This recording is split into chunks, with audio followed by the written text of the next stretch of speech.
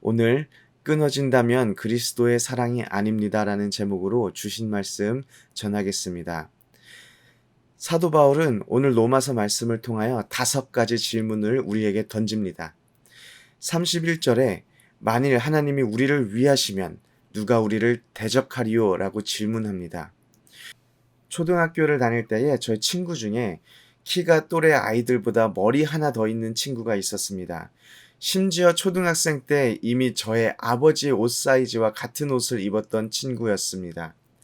이 친구와 함께 있을 때면 그것이 놀이터든 오락실이든 두려움이 없었습니다. 괜히 옆 동네 아이들을 보면서 일부러 노려보면서 거칠은 초등학생의 야성을 원없이 보여주곤 했습니다. 저는 작고 마르고 연약했지만 저의 친구가 크고 강했기 때문입니다. 또래 중에 덩치가 조금 더 큰 친구가 있어도 큰 용기를 얻게 되는데 전능하신 하나님께서 우리를 위하신다면, 우리 편에 서 계신다면 누가 감히 우리를 대항하겠습니까? 그리고 두 번째 질문은 32절입니다. 자기 아들을 아끼지 아니하시고 우리 모든 사람을 위하여 내주시니가 어찌 그 아들과 함께 모든 것을 우리에게 주시지 아니하겠느냐? 제가 질문을 조금 바꿔보겠습니다. 우리를 위해 자기 아들을 대신 죽게 하신 하나님이라면 하나님께서 우리에게 주지 않으려 하시는 것이 있다고 생각이 되십니까? 예전에 아기를 낳은 친구 부부와 함께 이야기를 했던 적이 있습니다. 갑자기 그 친구 중에 그 아내가 남편에게 만약에 집에 불이 나면 누구를 가장 먼저 구할 거야? 라는 질문을 던졌습니다. 이 질문을 들은 남편이 아주 짧고 단호하게 대답했습니다. 아기. 저는 속으로 야, 쟤들은 이제 집에 가면 싸우겠다 생각했는데 질문을 던졌던 아내가 짧고 단호하게 한마디 했습니다. 잘했어. 야, 이것이 부모의 마음이구나라는 생각을 하게 되었습니다. 부모에게 자식보다 더 소중한 것은 없습니다. 하나님은 독생자 아들을 우리를 위해 내어주기까지 하셨습니다. 그렇다면 하나님께서 우리에게 아까워할 것이 있겠습니까? 없습니다. 세 번째 질문은 33절입니다. 누가 능히 하나님께서 택하신 자들을 고발하리요? 재판관 되시는 하나님께서 의롭다 하신 사람들은 말이 필요 없습니다. 제가 예전에 교통사고가 관련하여 소액재판에 가야 했던 경험이 있습니다. 저에게 있어서 새로운 경험이었는데 그 결과가 좋지 않았습니다. 제가 졌습니다. 억울하고 제가 옳은 것 같아도 재판관이 저의 잘못이라고 결정한 순간부터 제 잘못이 되었습니다. 우리가 의로운 것은 우리의 행위나 행동이 의로워서가 아닙니다. 우리가 다른 사람들에게 칭찬을 받고 누가 봐도 놀라운 사랑을 인류에게 보이기 때문도 아닙니다. 우리가 의로운 이유는 예수 그리스도로 인하여 하나님께서 우리는 의롭다고 정하셨기 때문입니다. 남들이 보기에 스스로가 생각해도 부끄러운 일을 하였어도 인간적인 관점에서는 불의할 수 있지만 하나님의 관점에서 우리는 여전히 의로운 자들입니다. 34절은 33절과 비슷하게 보이는 질문입니다. 누가 정죄하리요? 누가 우리를 우리가 죄 있다 말하겠냐는 것입니다. 그 답은 아무도 없습니다. 왜냐하면 완전한 죽음을 죽으시고 완전하게 다시 살아나신 예수 그리스도께서 우리를 위하여 하나님께 우리를 변호하시기 때문입니다. 그렇기 때문에 어느 누구도 우리가 죄인이라고 말할 수가 없습니다. 마지막 질문은 35절입니다. 사실 35절은 오늘 질문 중에서 가장 중요하고 절정에 있는 질문입니다. 누가 우리를 그리스도의 사랑에서 끊으리요? 누가 우리를 그리스도의 사랑에서 끊으리요? 우리 인생에 있어서 우리가 가장 두려워해야 하는 것은 그리스도의 사랑에서 끊어지는 것입니다. 그리스도의 사랑에서 끊어지는 것은 그리스도와 우리가 맺고 있는 그 모든 관계가 끊어지는 것을 말합니다. 인간의 도움 없이 살아갈 수 없는 동물들이 있습니다. 어떤 동물이 인간의 도움 없이 살 수 없을까요? 여러 동물들이 있겠지만 의외의 동물은 바로 소입니다.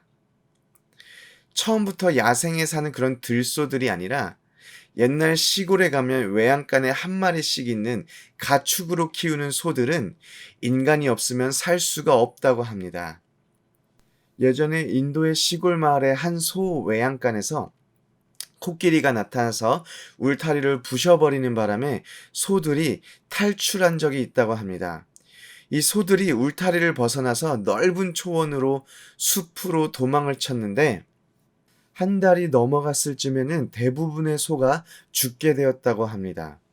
상식적으로 소가 초원과 숲을 자유롭게 거닐면서 풀도 뜯고 물도 마시면서 오래 살 것 같은데 오랜 옛날부터 인간과 함께 오랜 시간을 살아온 소들은 스스로를 보호할 능력이 없다고 합니다. 그래서 조그마한 육식동물만 나타나도 제대로 도망가지 못하고 자기를 보호하지 못하고 결국 목숨을 잃게 된다고 합니다.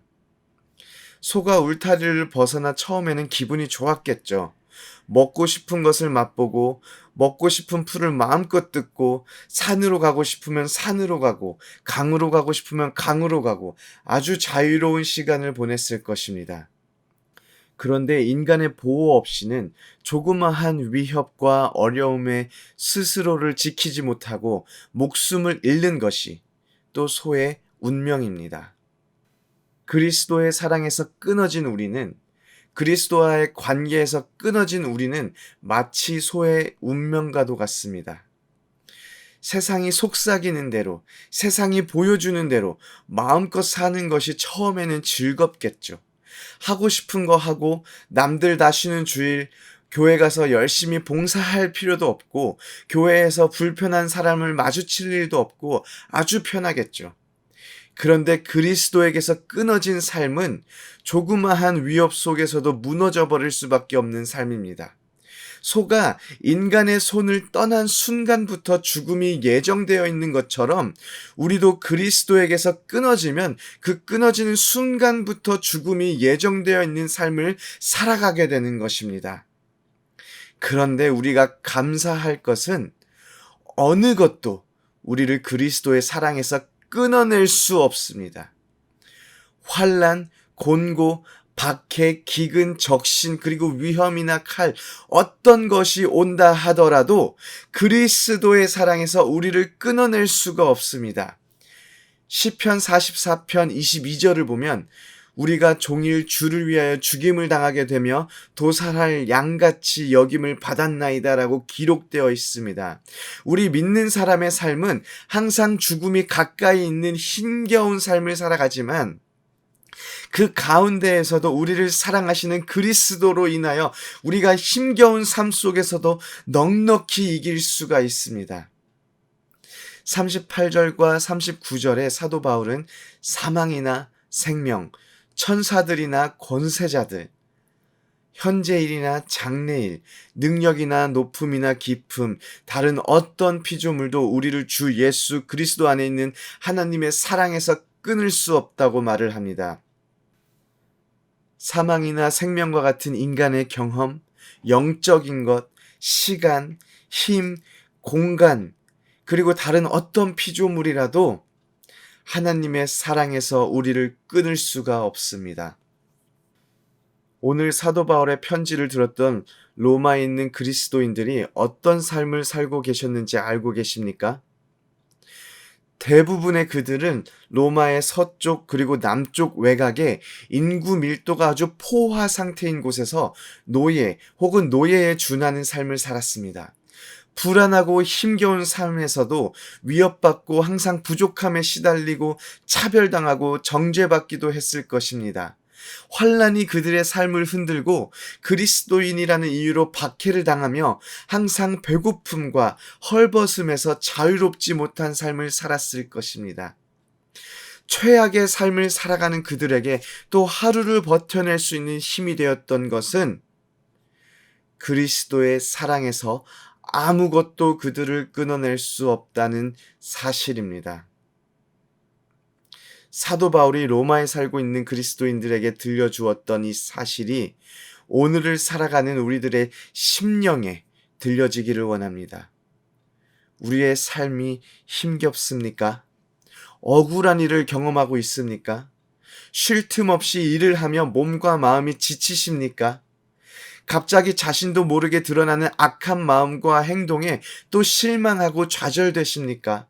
스스로 초라하게 느껴지십니까? 그래도 그리스도의 사랑에서 우리를 끊어낼 수 있는 것은 아무것도 없습니다. 그것에 우리의 희망과 생명이 있습니다. 그리스도의 사랑에 묶인 자로 당당하게 오늘 하루를 살아내시기를 소원합니다. 아멘.